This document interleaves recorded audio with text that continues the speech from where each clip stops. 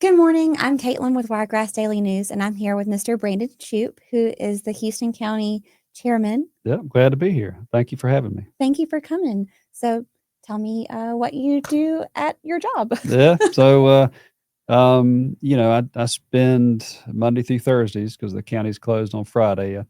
Usually on Fridays, I do a lot of constituent, just go out visiting people. But Monday through Thursday, I'm usually at the admin building unless I'm traveling or doing events like this, and trying to stay on top of our budget and things like that. In Alabama, counties are political subdivisions of the state.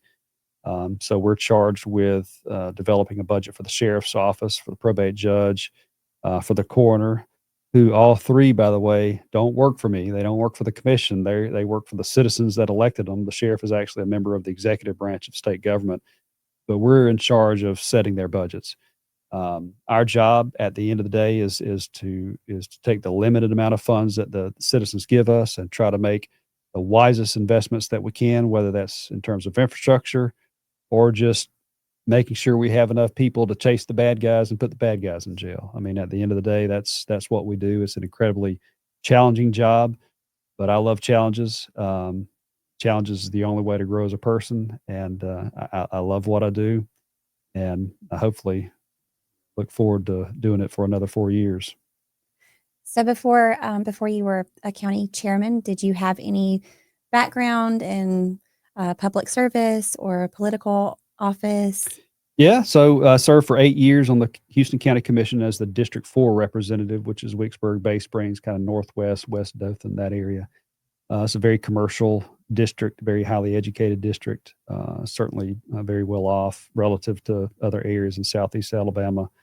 I was proud of my service there, but after 6 years, serving as a district commissioner, started getting a little frustrated, and because I want to do things a certain way. I want the county to go in a different direction, a little bit different direction, and so it was time for me to either run for chairman or go do something else, because I was not going to have a good time serving three terms as a district commissioner. Chairman Culver, my predecessor, did an outstanding job for a number of years. I learned a lot from that man, just observing him over the years, and I still have to call him even to this day. He has such a long track record as the chairman. We have things that kind of percolate up every now and then that you don't handle on an annual basis, or maybe they were things that were handled based on a handshake deal 10 years ago.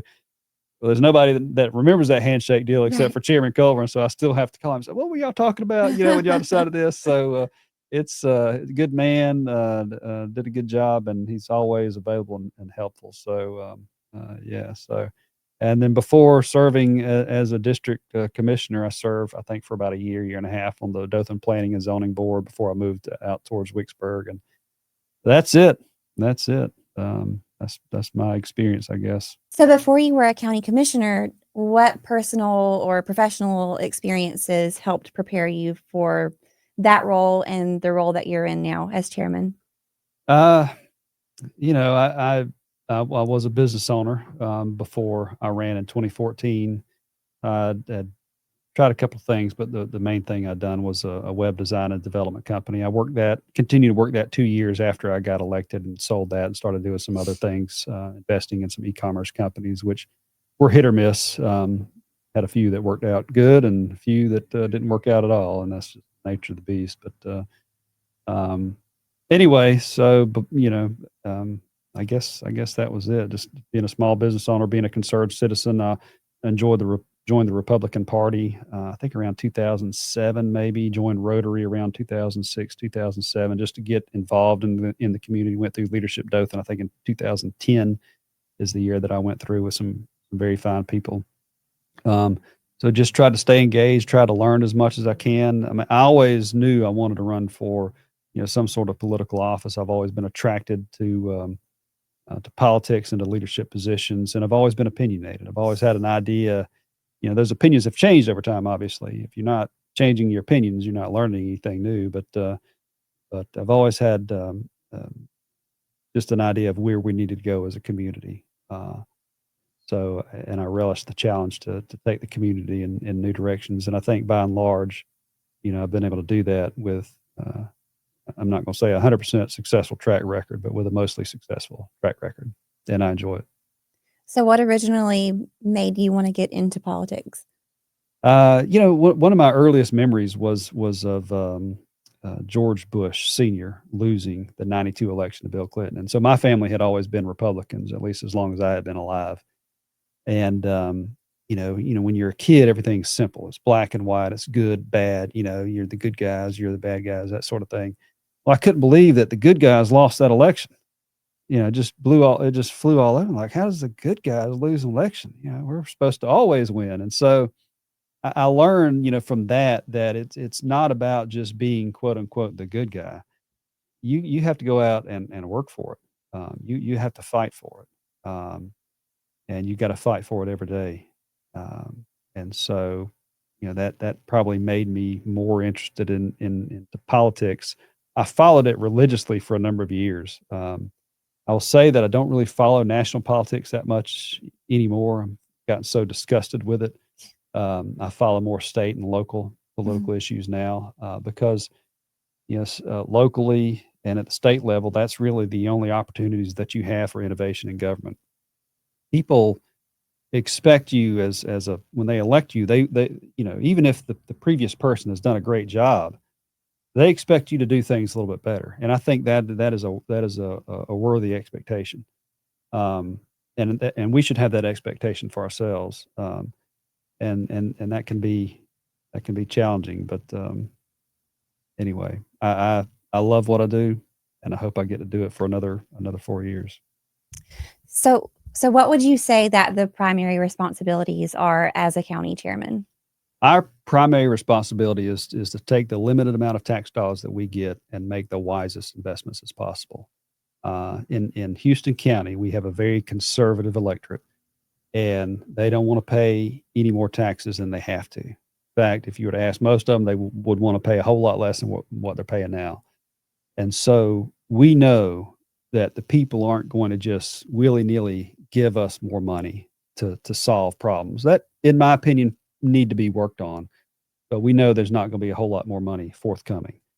And so how do we take our limited amount of funds and solve as many problems as we can and make life better for our citizens that have trusted us and put us in office? That keeps me up at night a lot of times because it's a difficult problem. There's a lot of worthwhile things that we need to be doing. And one of the more difficult things about this job is you have to tell a lot of people with really good ideas, you've got to tell them no, because it's just not, at the end of the day, it doesn't align with the priorities of the county, or it doesn't align with the realities of the budget. That makes this job difficult. People that are not going to like you, when you tell them no, but it's, if I told yes to everybody, we would be broke within a year. So that's what makes it a challenge. How do you stay accessible to your constituents? I try to be very active online. I've come to realize that there's not enough time in the day to get out and meet everybody. When I was running for a district commissioner, if you wanted to, you could almost touch every person that was going to be voting for you. That is unrealistic at a county level. And as you get above that, it's even more unrealistic. So you have to leverage your time by participating in interviews like this, which I've greatly enjoyed. You're doing a great job, by the way. Thank you. And I try to be active on social media. The government, especially local government, is not the most interesting thing in the world. Like what we do at the end of the day, budgeting taxpayer dollars is not, Glamorous. it's not going to be on 60 Minutes, Yeah. at least if it is, that's a bad thing. Right. If you're doing a good job, you're never going to be on 60 Minutes or anything like that. And I forgot what the question was. I got off on a tangent. What was the question again? How do you? So you messed up. Now I've messed up. How do you stay accessible? Accessible. Yeah, to yeah, your constituents. Yeah, that's right. All right. Well, what the hell was I talking about 60 Minutes for? No, so I try to do interviews like this, and I try to be active on social media and make what we do as interesting as possible, which can be a challenge sometimes. the best way for people to know what I'm up to or know what the county's up to is they can come to my website, brandonshoupe.com. You just Google my name. It'll be the first or second thing that comes up, and they can subscribe to it. Now, I'm not one of these people that sends out emails or posts every day or every week, maybe once a month, at most twice a month. But things that matter, which is the name of my blog, things that matter that people need to know about, I try to put that information out there in a way that people can understand. And I have fun doing that. Nothing makes me, nothing gives me, few things give me as great a reward as explaining a complex topic in a way that someone can kind of understand it. What would you say that the top 3 issues are facing, the county right now? Yeah, the top 3 issues are going to be public safety in different aspects. We have a jail currently that is over capacity. It's been over capacity since COVID. Um, it's not at a critical state yet, but it will be. And so we've already started planning. We started planning in last year's budget to do a jail expansion towards the end of this decade. We've set aside some money. We've got a study that should be due in the next month or two that's going to kind of give us some ideas of what's going to be needed in a newly expanded jail. Jails, I don't know if you know this or not, but they've been built all across the state of Alabama the last several years. The state is building new prisons. None of those projects have come in at or under budget, and so they're extremely expensive. Extremely expensive. We have some debt that's going to roll off our books towards the end of the decade, and so we have a plan in place, putting a plan in place to try to expand it. Volunteer fire and rescue. People don't volunteer like they used to. It's not because they don't want to; it's just because they don't have time. Society is different. The times are changing. If we're going to have people putting out fires out in the county, out towards Grangeburg or out towards Columbia, you're going to have to pay people to do that. Increasingly, you're going to have to pay people to do that. And we don't have the tax base to pay for that. And so that's going to be a very difficult problem to solve. We've appointed a task force, excuse me, and they've been studying this issue for almost a year. They're going to bring some recommendations to us over the next month or two. And it's going to be something that we're going to have to work with community partners to solve. Like we can't take the recommendations that the task force gives us and say, okay, they've recommended 3 options. We're going to choose option 2. Everybody else needs to get on board. Like that's not realistic. It's not politically realistic. So we're going to have to work with our partners in local municipalities. We're going to have to work with our partners in volunteer fire and rescue and try to come up with a plan that most people can agree to. And then that needs to be the direction that we need to go. It's going to require a tremendous amount of leadership on behalf of all elected officials and all the volunteers in the county. But at the end of the day, everybody recognizes that the current system is not sustainable. We have to do something, and that will be a failure of leadership on our part if we can't get something done. And I cannot stress that enough. And I don't think that, what's going to come out of that is going to make everybody happy. But we have to get something that we can live with. And so that's going to be a difficult problem to solve. Education is also a problem. In the county, I'd say the county school system is doing extremely well. They're just, I would say, grotesquely underfunded in terms of infrastructure. A lot of out-of-date buildings that should have been raised and rebuilt a long time ago. Rehoboth has done pretty well, but they have newer infrastructure, but they're growing so fast. And so that's understandable. You always have to build something new, but those buildings eventually will become old and outdated one day. You look at schools that have not grown as fast, historically, Wicksburg, Cottonwood, Ashford, Columbia, Webb, they have some real dated infrastructure that needs to be updated. We have great teachers in the county. They need to be paid more. You look at the city school system, you've got a lot of socioeconomic difficulties there, challenges that are arising out of the home. And those children, a lot of times, are going to school.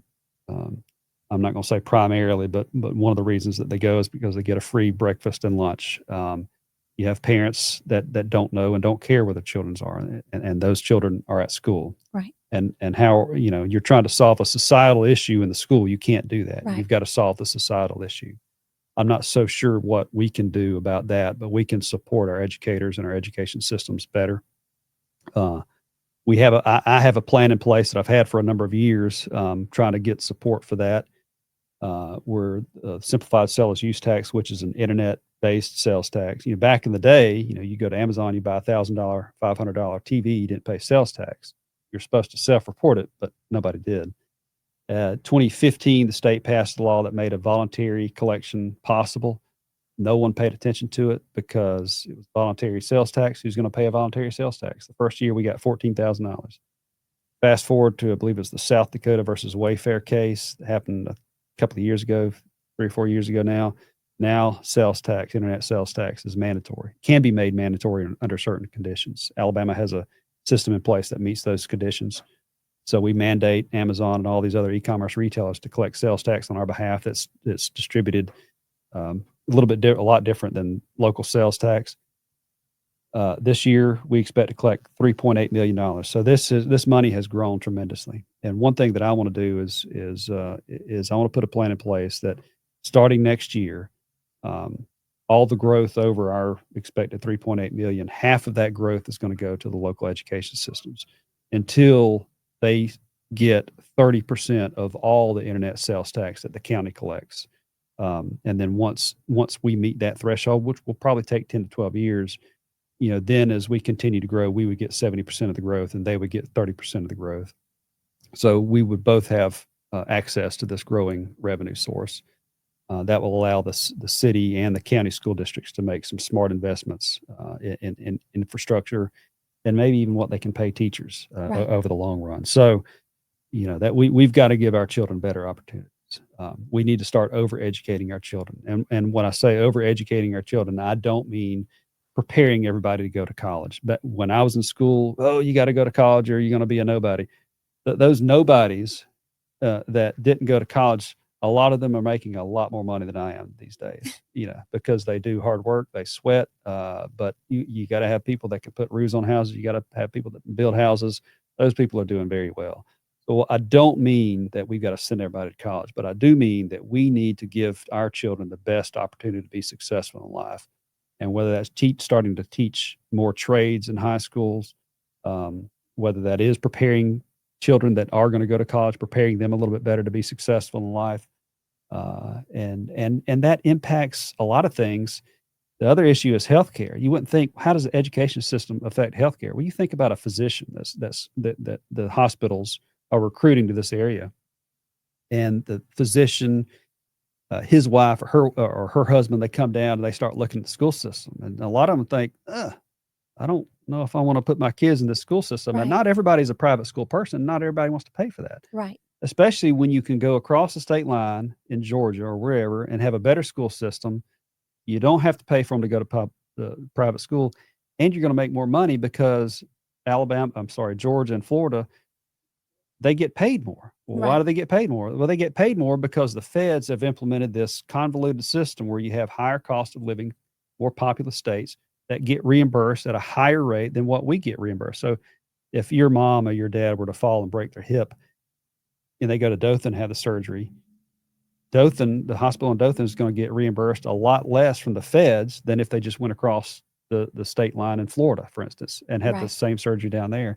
I know a nurse that for several years would drive to Florida, stay in a hotel 2 nights, work 3 days, come back on the third day, and made more money working 3 days a week than she would working full time on a floor at a hospital here in Dothan. Wow. And that's because Florida gets more money from the feds to do that. It's criminal. I think it should be illegal. And I'm surprised that, the low cost of living states haven't bound together and sued the federal government to find some equity in that. But nevertheless, the county commission really can do very limited amount of things as it relates to health care, which is, by the way, the third option. I don't know if I mentioned that. The third problem, biggest problem that we face.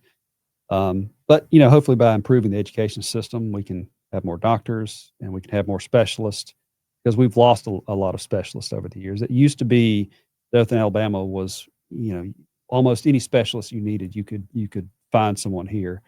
Endocrinologists are almost impossible to see. I think we only have 1 or 2 in the area now. A lot of these older physicians, even cardiac physicians, are retiring, and they're just not being replaced by new physicians. So we've got to do what we can to better that healthcare system. But at the end of the day, that is a federal issue, and that's going to be solved based on who we send to Congress, whether that's Senate or the House of Representatives or the president. So that's why it's important to stay engaged and know what's going on. Yeah. How are you balancing economic growth with community values and resources? Yeah, you know, we get asked from time to time to abate taxes, and I try to be as judicious as possible in doing that, because when you abate taxes, that means a company's going to move here and they're not going to pay any property tax. They have to pay education property taxes, but they're not going to pay any taxes that cover the roads. Mhm. And I'll tell you a story. When I was a district commissioner in District 4, there was a proposal to build a solar farm out towards Bay Springs. And I initially voted for that. It was going to be a smaller development. There were some people that were really excited about it, something new for the area. Right. After I become chairman, the abatements expired and they never actually built the developments. They come back and said, all right, we've got an expanded vision. We want you to abate the property taxes again. And so I got to ask us questions like, how many jobs is this? Of course, there's going to be a lot of jobs, temporary jobs in the beginning when they were constructing the solar farm, but going forward, never really got a clear answer on that. So I was kind of led to believe that it's probably not going to be any local jobs on a permanent basis. So if we're going to abate taxes for 20 years, and this was, by the way, this project had expanded to encompass almost 2,000 acres of Bay Springs. So, on a property going to be on several county roads. Like, how am I going to keep those roads up if you're not paying taxes for me to keep those roads up? So, at the end of the day, I did not feel comfortable making that decision because I did not feel it was going to be a big enough benefit for the county just for some person in Wall Street to get a bonus because they got, they had less expense in this solar farm project than what they otherwise could have. Um, and so I try to balance, if we're going to do property tax abatements, I try to balance what's the payoff. In terms of infrastructure, we try to invest in as many programs, as many projects as we can afford to. If you're going to build a house, for instance, anywhere you go in Houston County, you're probably going to have power. Anywhere you go, you're going to have water, maybe well water, but a lot of places in the county now you have access to municipal water. If you're not on sewage, if you're not on sewer, you can do a septic tank and drain fill lines. So that's not that big of a deal. Broadband, you probably have some form of broadband, even if it's Starlink. But if you're going to build a big business, you're going to have potentially megawatts of power, access to thousands of gallons of water, access to the ability to discharge tens of thousands, sometimes, of gallons of sewage. You got to have adequate broadband. And by the time you start looking at that, there's not really a whole lot of places in the county that meets all those requirements. And so we've tried to make smart investments, especially with some of these ARPA funds, where we take this temporary money that we got from COVID, from the feds, and try to put it into permanent improvements for the county. So we've put a tremendous amount of money in water projects in Columbia, water projects in Ashford, Cottonwood, sewage projects in Kinsey. They were able to build a sewage treatment plant. So was Taylor. Rehoboth was able to extend their lines, connect to the city of Dothan for their sewage projects. So, and that's going to lead to long-term growth and prosperity for years to come. And so, that's how we do it. It's difficult, but I enjoy it. How do you approach infrastructure concerns? Infrastructure is one of the wisest investments that we can make. When we had this ARPA money, this federal money that come out of COVID, we tried to put as much of those temporary funds as we could into what we called permanent investments. So expansions for water, sewer, a lot of water and sewer projects. We put a lot of money in Rehoboth, which is one of the top 10 fastest growing municipalities in the state of Alabama. That allowed them to attract new developments that they otherwise would not have been able to attract.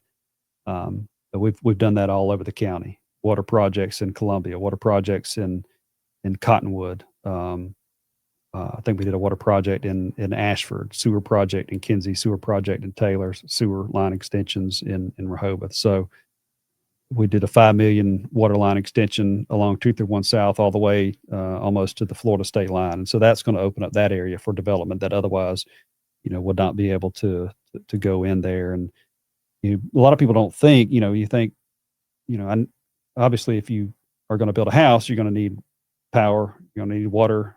You don't have to have sewer. You can do septic tank if you need to. I was about to say, Yeah. you do though. Yeah. No. Well, when you flush, you need it to go Right. somewhere, But for big businesses, they're going to need thousands of gallons of water potentially. They're going to need to have a capacity to discharge thousands or tens of thousands of gallons in sewage.